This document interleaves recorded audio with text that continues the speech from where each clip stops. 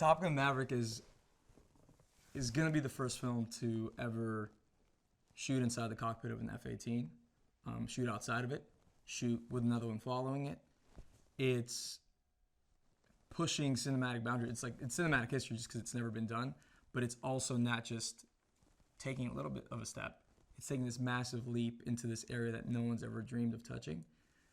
It's planet Earth at 700 miles an hour with a 6K camera and an Oscar-winning cinematographer and a fantastic director and mastermind producer and fantastic actor behind. So it's one of those things that's the perfect storm, and it seems almost too good to be true.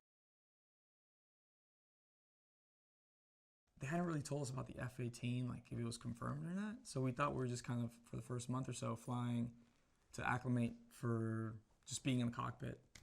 So when they told us about the F-18, somebody mentioned right after, there are more people that have won Super Bowl rings than have flown F-18s.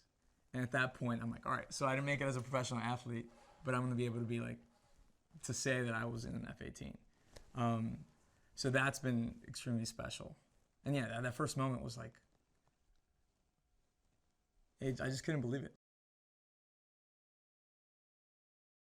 Filming the F-18 to me it feels like the most intense self-tape of all time.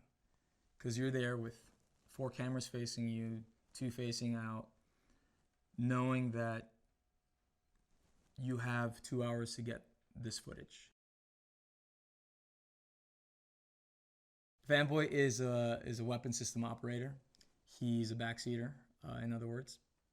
And he's this joyful guy that's happy to be there, and he's obsessed with all things Navy. And so the inception of Fanboy, at least the conversation with Joe, has been that in this documentary we saw, Speed and Angels, there's this one guy that's, since he was a little kid, he just that's all he ever craved. That's all he ever tried to learn about.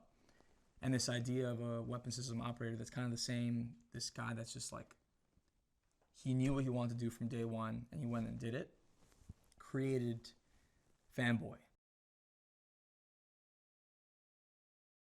What I hope audiences walk away from Top Gun Maverick feeling is a sense of joy and having experienced something that they've never experienced before.